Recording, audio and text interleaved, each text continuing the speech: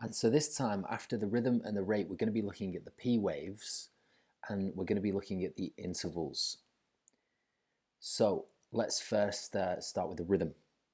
So the rhythm we'll use is selected lead 2 as the rhythm strip, and we'll look at the rhythm. So 4 big squares and 2 small squares, 1 small square there, 4 big squares. So again, four big squares, 2 small squares, and again 4 big squares, 2 small squares. So it's a regular rhythm, and if it's roughly 4 big squares, then that would make it 75 beats per minute. If we remember, if you take the R wave here, and then if it was 5 big squares, then that would be 1 whole second, so that would be 60 beats per minute.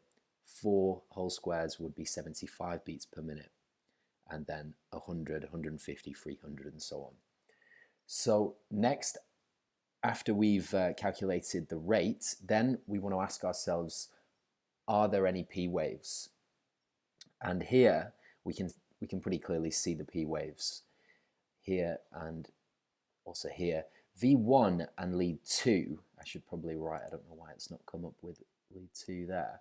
Lead V1 and lead 2 are the best leads to look for the P waves. So the next question after that we want to ask ourselves is, are there QRS waves for every P wave? So let's start at the bottom. So here we can see P wave, QRS wave, P wave, QRS wave, and so on. So the answer is yes. The reason why we want to ask ourselves this question is because in some cases, in some types of heart block, second degree heart block, you'll have P wave QRS, P wave QRS, P wave, and then you'll have no QRS. So that's an example of a dropped beat, and that would be second degree heart block. So it's also important to look at the to look and see if there is a QRS complex for every P wave as well. So now I'm going to go through some examples of why we need to be very careful about looking for the P waves. So this is a good example. So here we can see that, I'll draw some lines here. We can see that we don't even have to calculate it really. We can quite clearly see that the R to R intervals are irregular. They're not the same. So it's an irregular rhythm. We won't work out the rate because we don't really have a full rhythm strip. But we'll move on to the P waves. So are there any P waves? What we can actually see, we can see the QRS complexes, but we can't see any discernible P waves. And this is classic for atrial fibrillation, when there's chaotic atrial activity and there are no discernible P waves, and it's an irregular rhythm. So next we'll move on to this. So we'll start off with the rhythm. So here we have roughly 2 big squares, and then we have roughly 2 big squares, and again roughly 2 big squares. So it's a regular rhythm, and 2 big squares would put the rhythm at 150. So this rhythm is classic for being around about 150 beats per minute. We'll get to what the rhythm is in a moment. But so now we've got the rhythm. It's regular. We have the rate. It's 150. Now let's try and look at the P waves. So are there any P waves? Well, there are P waves. They're a little bit irregular. They have a sort of a triangular shape here. This is also called a sawtooth pattern. And this is atrial flutter. This is classic for atrial flutter. So sometimes it's called a sawtooth pattern. Sometimes it's actually called the flutter waves, so F waves. But you'll see these flutter waves, and these in the atrial rate is actually going much faster than the ventricular rate, the QRS complexes. The atrial rate is around about 300 beats per minute in atrial flutter. So whenever you get a ventricular rate of 150 beats per minute and an atrial rate of 300, you should look for the flutter waves, and there's a good chance it's going to be atrial flutter. Okay, so move on. This is a good image of some atrial flutter up here, and again in V1. V1 and lead 2 are the best leads to see this atrial flutter activity. Sometimes you can actually get a flutter wave superimposed on the T wave, and it can confuse you, but you have to be careful. If you just map out the P waves and the QRS complexes, you should be able to see this sawtooth pattern. So next, this is a good example of what I was saying. So we'll start off again with the rhythm.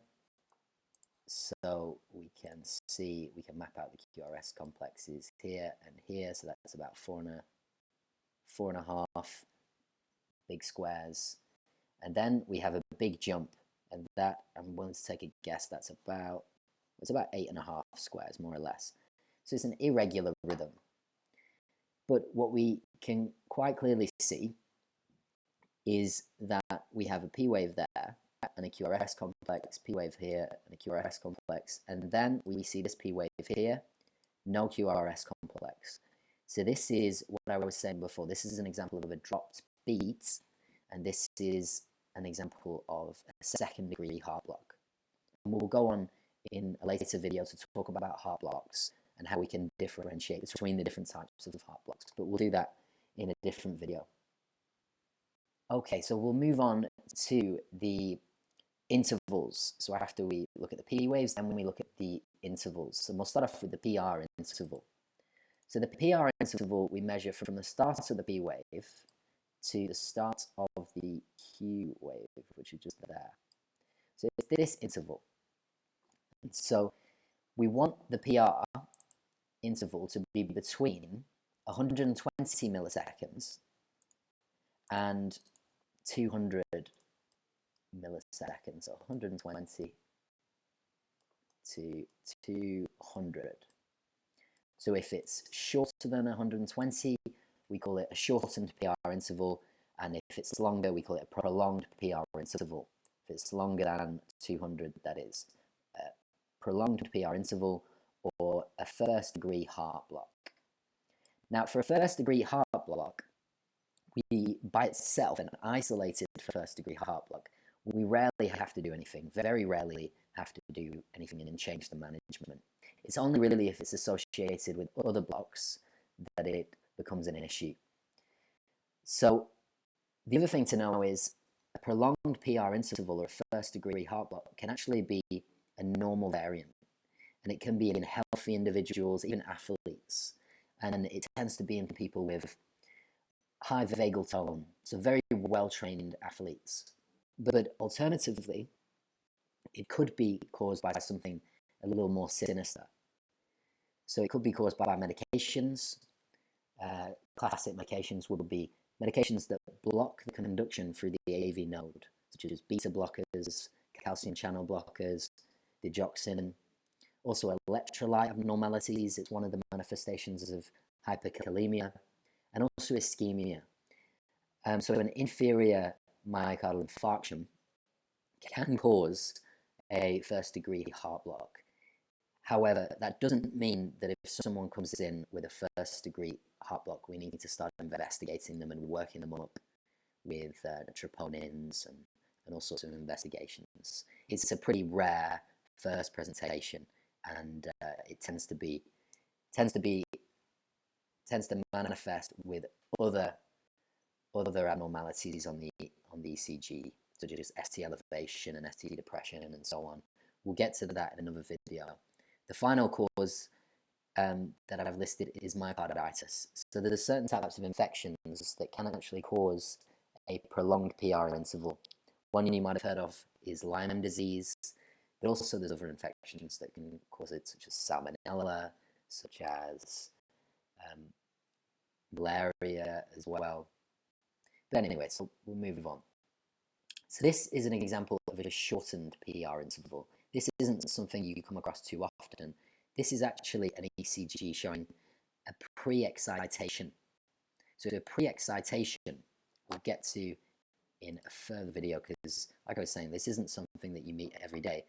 But imagine you've got the sinoatrial node, right, SA there, That produces an electrical impulse that then travels to the AV node and then further onto the ventricles. A pre-excitation is where you have a bypass tract connecting the atria over here and the ventricles. So the electrical impulse travels down this pathway, but also down this pathway as well. So what you actually get is this part of the ventricle getting activated before the ventricles are activated via the normal pathway.